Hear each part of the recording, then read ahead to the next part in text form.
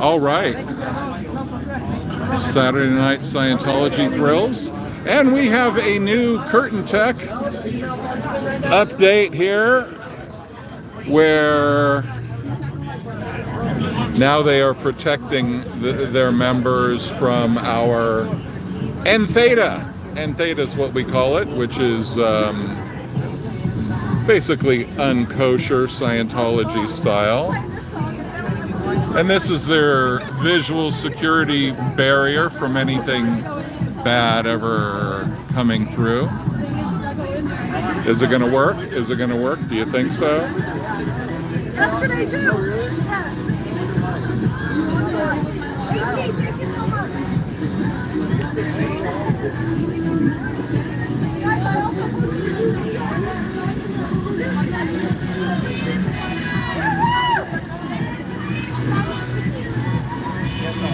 Getting some public support by people passing by, which is a common activity here.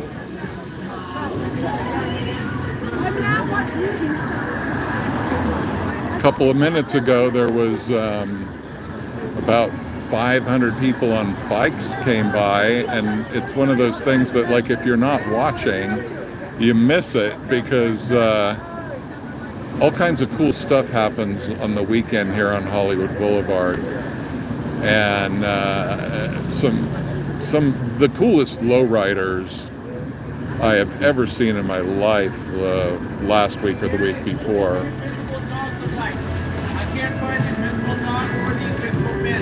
Here's a funny thing about Scientology.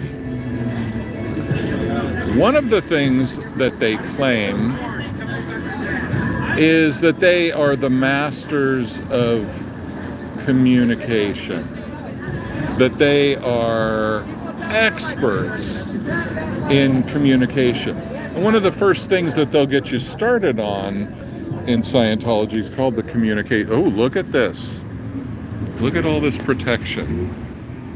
But the thing is, you can see right through it. It's kind of a joke. And like all Scientology PR, it just doesn't work at all. So, and besides not working,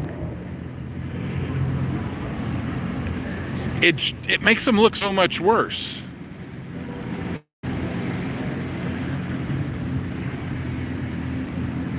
I mean, it proves what everybody says about them when they go and hide. So anyway, one of the things is that they are the masters of communication, and they will teach you how to communicate more effectively. And I'm not saying they don't have some tricks up their sleeves that probably they took from other people, but anyway, another thing that they claim is that they shatter suppression. And what is suppression? Suppression is anybody that disagrees with them, anybody that is anti-Scientology in any way, hence the term suppressive person. A suppressive person is somebody who would suppress Scientology. And so their thing is, what they claim is that they shatter suppression. Okay, does this look like shattering suppression? Here's suppression. And there's the attempt of shattering the suppression. What is colloquially, didn't say that very correctly, referred to as curtain tech. Curtain tech is a famous Scientology technology of hiding what's going on indoors from the public through the ingenious use of curtains. Except these curtains are see-through. So, not very good curtain tech. I mean, it's not like it's at, peak. It's not like the curtain tech is going to work with these curtains anyway. But notice, just in case you want to buy a book, they did leave that part. I bet there's like a Scientology rule that you cannot cover up the books, at least during business hours, because they probably do cover them up later on. I haven't thought to make that comparison, but this is back in the hard sale. We're going to the back, guys. We have The hard sale area, but it doesn't appear that they're really getting anybody to pitch. There's a security guard, but we're going to go back here. Where do you guys think is back here? There's somebody with more energy than me. I saw him on a live stream earlier doing flips out on the sidewalk, and that was like looking a little bit scary.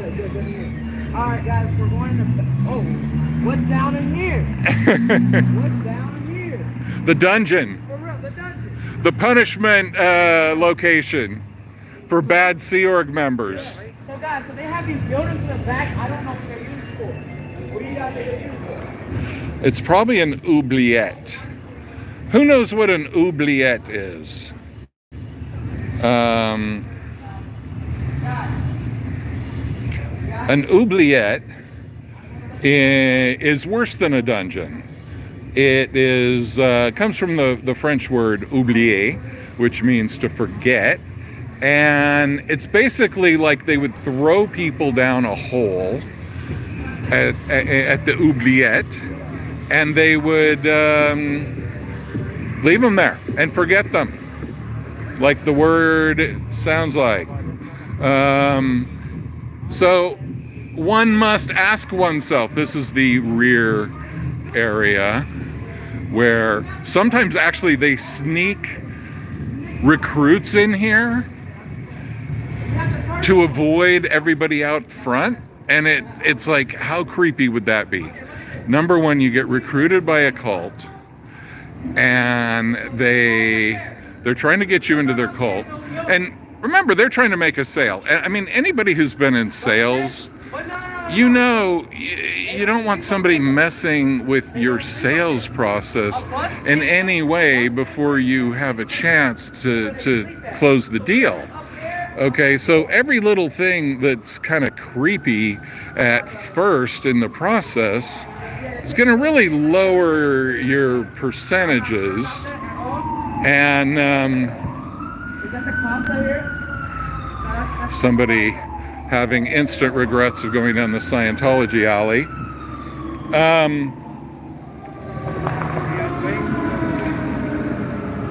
So anyway, if this is an actual Scientology oubliette, what that means is, you know, they would throw somebody down a hole, and then it would be, you know, maybe a 20-foot drop to the bottom, and there would be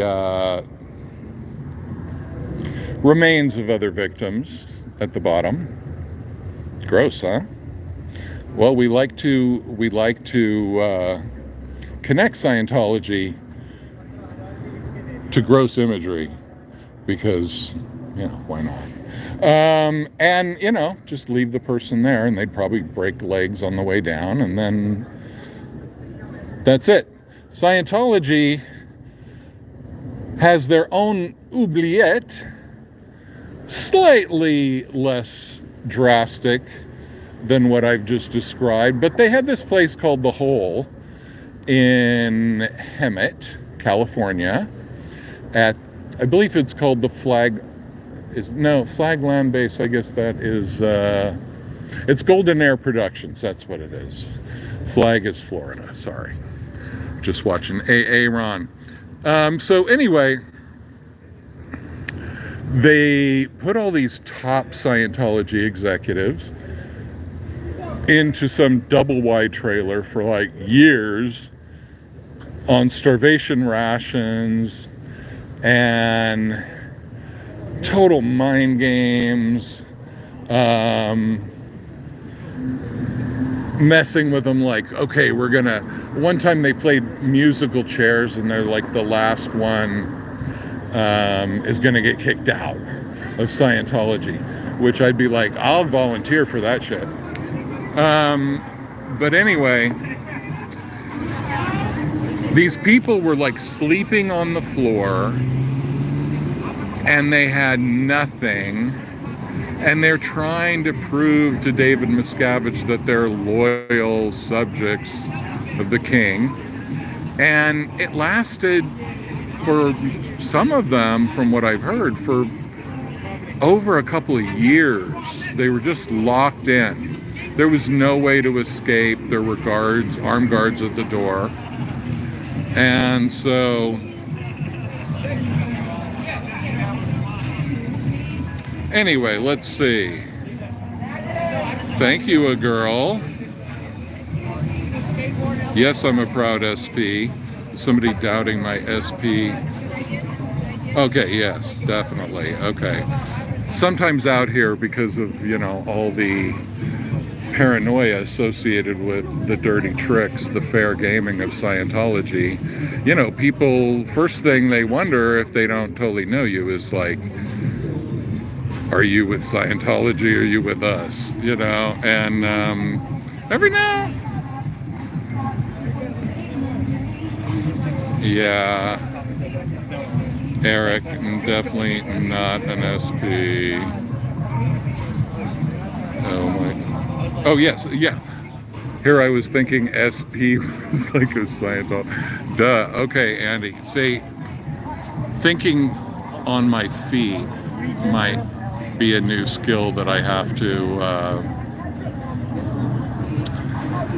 to develop. So, aren't we all? Yes, we are. Lurch? Did somebody see Lurch? Hail Cobb. Did you have a Lurch sighting that I don't know about? I have not seen him, but might have been when I was. Oh, you saw that tall guy. Oh, I get it. It's a joke. Okay. Xenu will definitely come back and fix humanity. I mean, that's guaranteed. And my theory is that Scientology, and this needs to be a special video on its own, but my theory is that Scientology is a dirty double cross by Xenu, actually. What Xenu did was Xenu channeled Scientology and all the other works of L. Ron Hubbard into L. Ron Hubbard's brain. That's my theory, at least. And Hubbard didn't know it. He didn't know who was giving him this information. But actually, the whole time, it was Xenu. And so he wrote it down, and Xenu, being the trickster and the evil genius that he is, even went so far as to allow himself to be the fall guy for Scientology. On the provision that it would be only after you spent. Hello. Good. How are you doing? Good to see you. So the provision was that people had to reach a certain level before they found out about. We don't want to badmouth Xenu from the very first day of Scientology, of course. We don't want to do that. But what we do is we deny the existence of Xenu until OT3. Now, what was the quote about the I don't know, like the smartest or the most evil thing the devil did was to make people think he didn't exist? There you go. Just like Xenu, right? So Xenu makes people think that he doesn't exist until you get to a high enough level that it's only going to be 5 or 10% of Scientologists.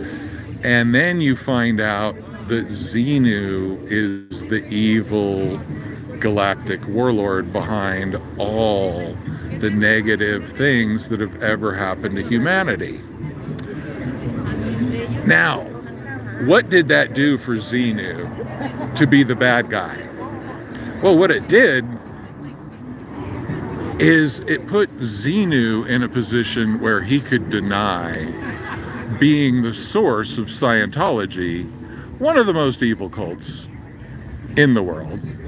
And by the way, lurking Scientologists and security viewers from Scientology, let me just remind you that in case Davey Mismanige throws a Kool-Aid party, just don't drink the Kool-Aid, okay? Because, you know, that is one of the potential end plans for any cult worth its salt.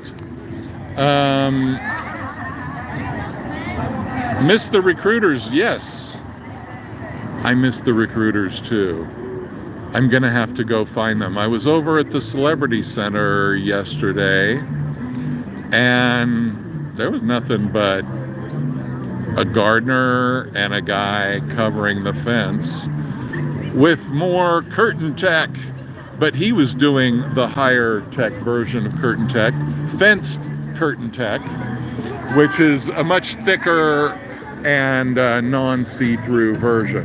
So anyway, Xenu being a genius. I mean, we gotta give the devil his due, right? Xenu is a genius. So what Xenu did is, first of all, he got L. Ron Hubbard going by channeling other Scientology books. And when he did that, see, because Xenu had to put Hubbard on some kind of map at some point so that he could end up doing Scientology, right? He had to have some fans, you know, he had to have somebody who was going to listen to him. He had to have some money. And so Xenu fed him all the trashiest sci-fi. And that's the thing with Xenu. Xenu's not as creative as you think. Like, for example, did he really have to bring all those bodies of the dead aliens? First of all, are you going to bring them in airplanes? Why do you need airplanes in space? You don't need wings in space. Those DC-8s or 10s or whatever the hell that Xenu used, you know, and just the whole story of it, I don't know. I think Xenu is like many alien imperial figures. Xenu's very smart, but he's not that creative. So, you know, he gave L. Ron Hubbard a lot of real trashy science fiction. L. Ron Hubbard dutifully transcribed it, thinking it was his own ideas coming through, but, you know, he was obviously channeling an entity, and now we know that entity is Xenu. And now we know also why nobody wants to talk about Xenu, because it's not that it's weird, it's not that it's implausible, that it's a crazy story. No, we all know that there are galactic overlords in this and many other quadrants of the galaxy. But the thing is, it's about taking away the credit from L. Ron Hubbard. I mean, what would happen to Scientology if all of a sudden everybody knew that L. Ron Hubbard was basically taking dictation from Xenu? I think that would send shockwaves through the 10% or 5% or whatever of Scientologists who were dumb enough to spend enough money to even find out about Xenu. And all the other ones would just wonder why those elite people have that weird look on their face or are leaving the cult. So anyway, L. Ron Hubbard channels Xenu for this story, and as he channeled all the other Scientology rules and regulations, and then what happened was they had to make it secret because Scientology depends on people believing that L. Ron Hubbard had some special ability to research. One thing that can prove my Xenu theory more than anything else probably is that Scientology is very careful to not say that the Scientology information came through any supernatural means. What does that tell me? Well, that tells me, number one, that Scientology came through supernatural means, like channeling. See? Are you following my logic? So anyway,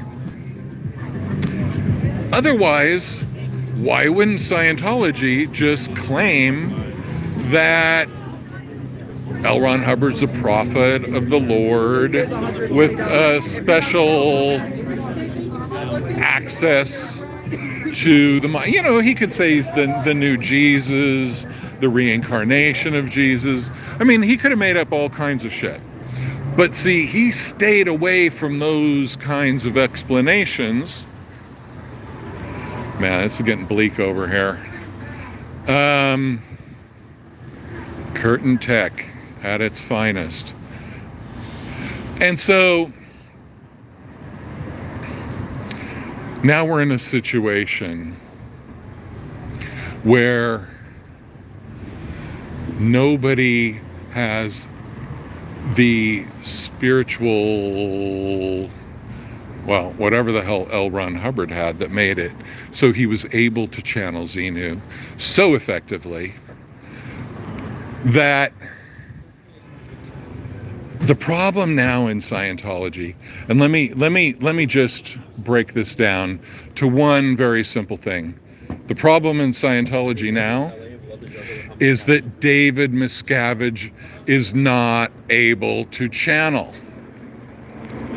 Now, from what I've been hearing, and it could be conjecture, but Davey Mismanige has been consulting with the top lamas of the Himalayas to break through so that he too can channel Xenu. But the thing is, these Himalayan lamas, they don't really like it if you use their techniques to channel certain aliens. Now, certain aliens are fine. Oh, let's say hi to the camera. Hello, camera. You're so beautiful. I love you. So, anyway,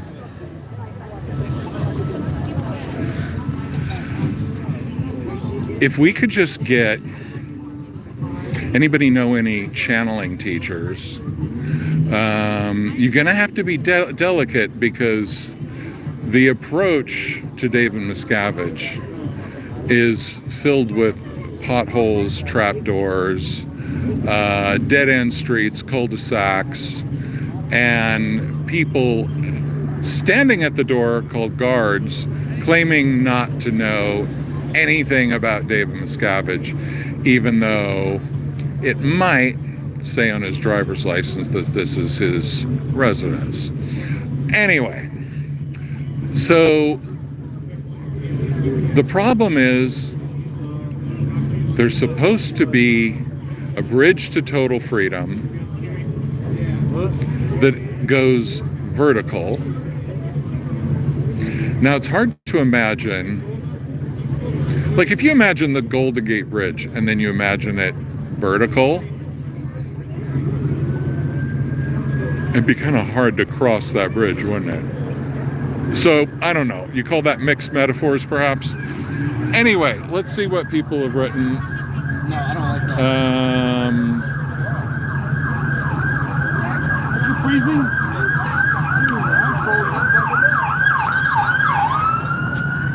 Oh, well, they're not coming here at least.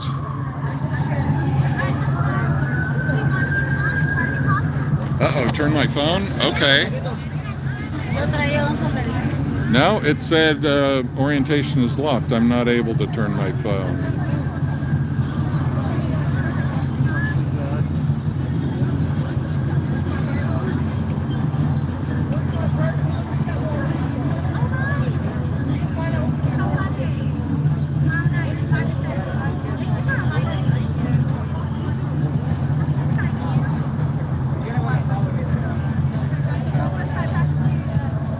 Flip the camera at some point.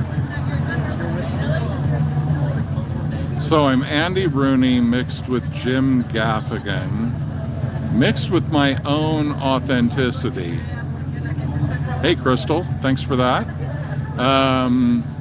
Yeah, one time in New York, I was having dinner, and you know, it's one of these tables for two with a little partition.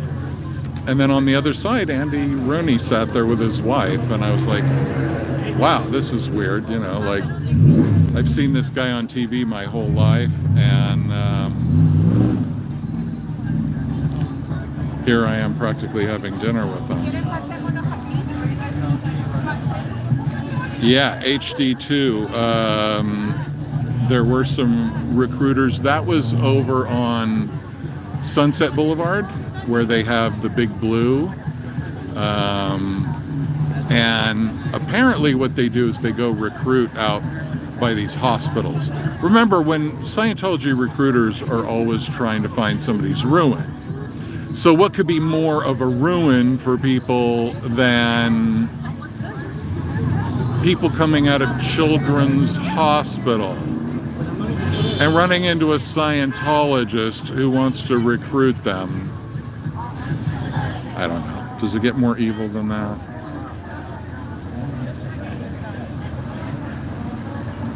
Let's see. DC 10s. Eric 411, thank you.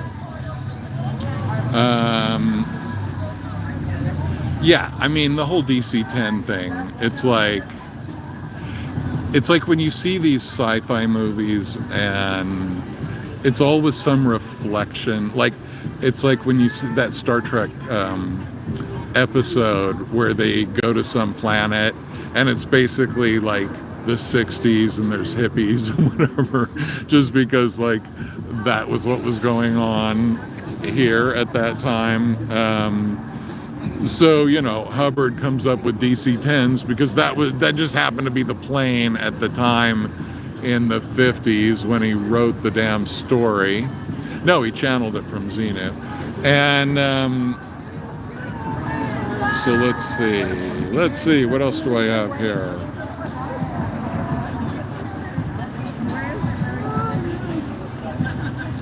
Yeah, exactly, Crystal. They're not allowed to question. I mean, that's the thing. It's like, you have to think of it as like those chutes where they have at slaughterhouses, right? It's kind of like they funnel you in and they cut off all the exits. And they do that in Scientology in a mental way.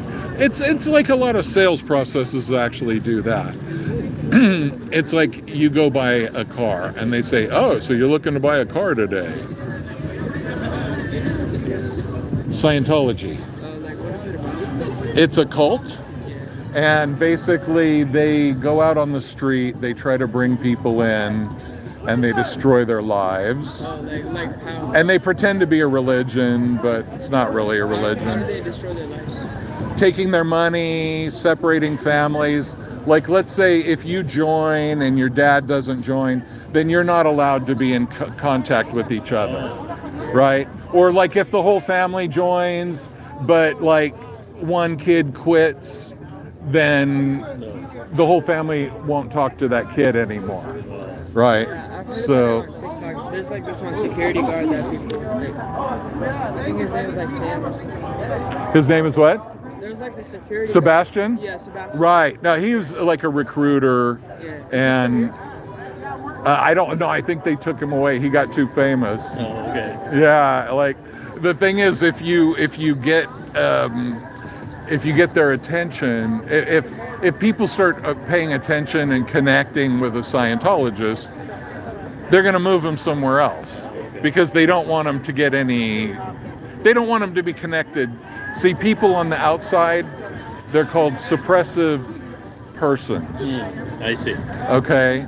Because you're suppressing the goodness of Scientology. Quote unquote. Right? And so if you're connected to a suppressive person, that's really bad. You know? They kick you out.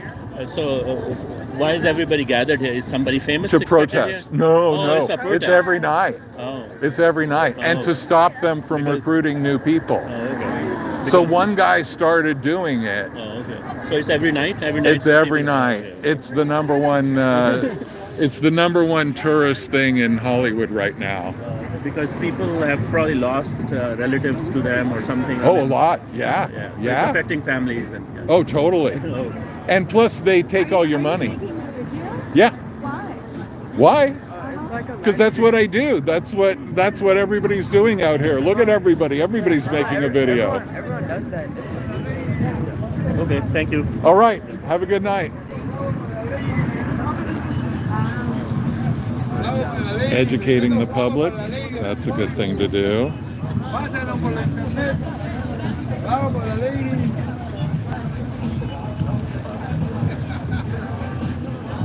They're too embarrassed and broke. Well, I think the ones that get to OT3 are not that. I didn't delete anything. What the hell happened there? I really didn't try to delete anything.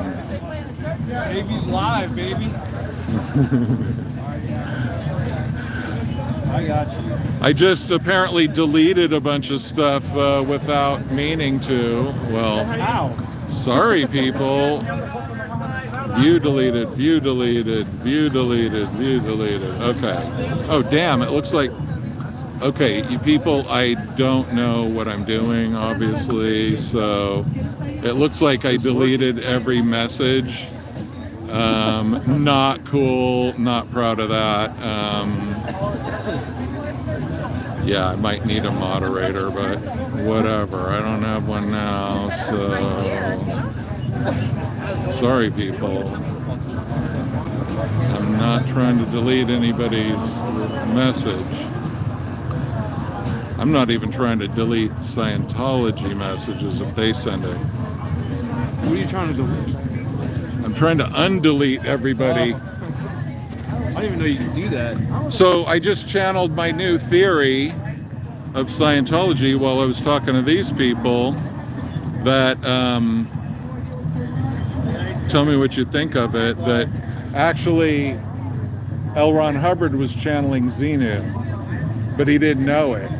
And so Xenu fed him this and diabolically came up with the idea to make himself the bad guy, because then you'd never even see his fingerprints on it, right? I think it's a solid theory, but I would think that. Oh, man. Don't underestimate yourself like that. All you got to do is agree with me. Yeah.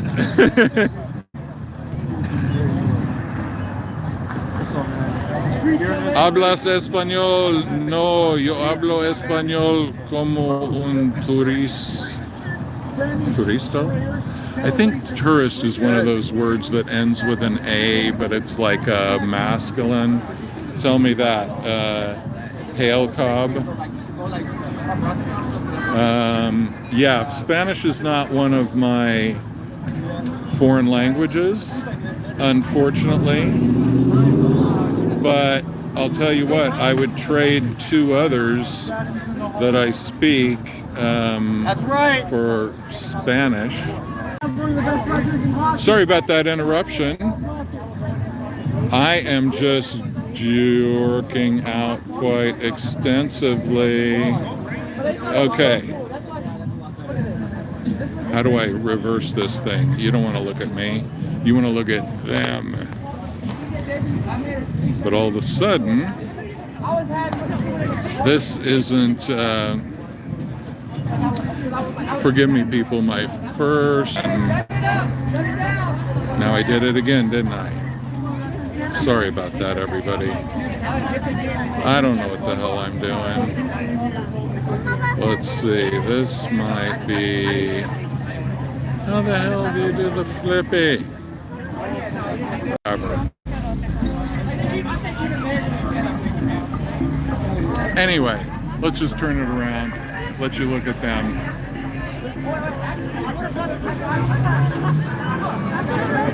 Man, we are getting more and more of a vibe out here. I'm feeling more Saturday night-ish as we go.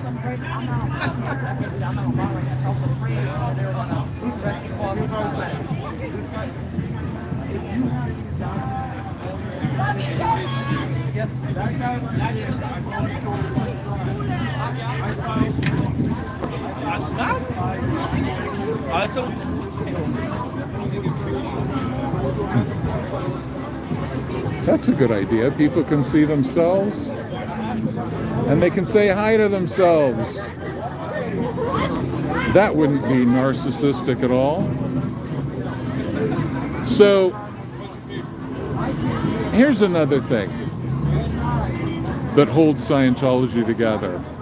And I need to figure out these control mechanisms on this damn thing because this is ridiculous. I should have practiced. On a recent video, I talked about snitching. We protested. Now, in civilized society, it is said that snitches get stitches. In Scientology, snitches get rewards, and people refusing to snitch get punished. And you don't have the option in Scientology to not snitch. Snitching is a really important part of Scientology. And snitching is something that happens between family members. Nobody's safe from the snitching culture of Scientology. If your kid tells you something that they did that was wrong, that was against the rules of L. Ron Hubbard, you are obligated to snitch on your kid. And if your spouse does, nice to have a face with the voice, wish I could give you a better face with this voice, but that's all I got for now. So anyway, one of my other themes has always been dictatorships, totalitarian governments, and that is one of the hallmarks of those kinds of political systems, those dictatorships. Snitching is a staple of totalitarianism. It's how we control people. And what is the snitching based on? Well, it's what a lot of evil is based on. It's based on the idea of the higher good. Right? Like, hey, I know it's a bummer to have to snitch on your dad for saying the word Xenu and then saying, oh, forget about it, sorry. And then, so basically, we wish you didn't have to snitch, but, we're saving the world here. So, therefore, we have to make sure that everybody's on board. So basically, snitching is based on either, well, we have to deal with potential spies, right? We don't want anybody undermining our efforts. And then the other thing is we have to have effective, committed members. And so if you find any lapse in people's level of commitment, you gotta snitch on them so that we can help them, so that we can bring them back into the fold. And obviously, if they are not redeemable, then we will get them out of here. And so anyway, imagine being in a religion, and obviously, like a lot of religions have had a lot of snitching over the years, but imagine being in a religion nowadays where you have to snitch on family members, friends, your husband, your wife. It is a toxic atmosphere. And what happens in this situation is that people don't want to know anything. They don't talk about it. If you talk to somebody from a dictatorship, here's what they're going to say a lot of times. Ready for it? They're going to say, I'm not really interested in politics. That's what people from dictatorships often say. If they're not full-on party members, they will say, I'm just not really that interested in politics. And so that is because discussing politics could get you killed in a dictatorship.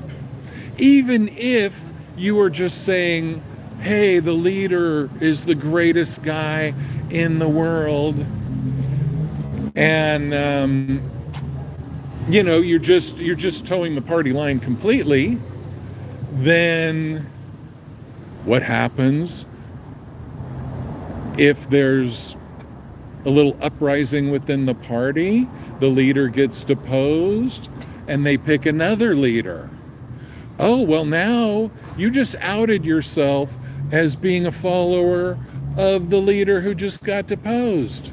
So now you're on the shit list of the new leader, right?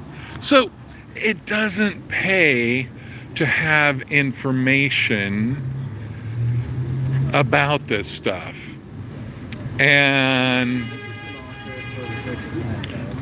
it's kind of like saying, somebody who did something wrong, committed a crime, whatever, and don't tell me about it.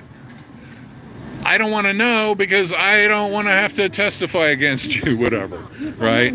So what my point is that in Scientology, what that ends up being is that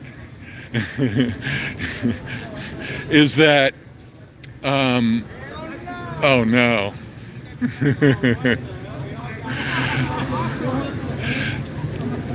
Confident Chris in his habit.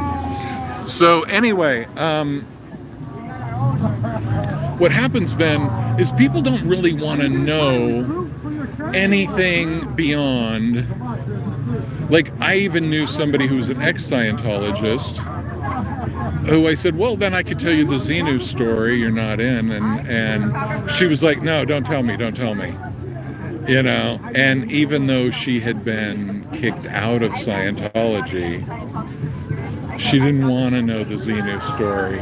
She didn't want to mess up the illusion.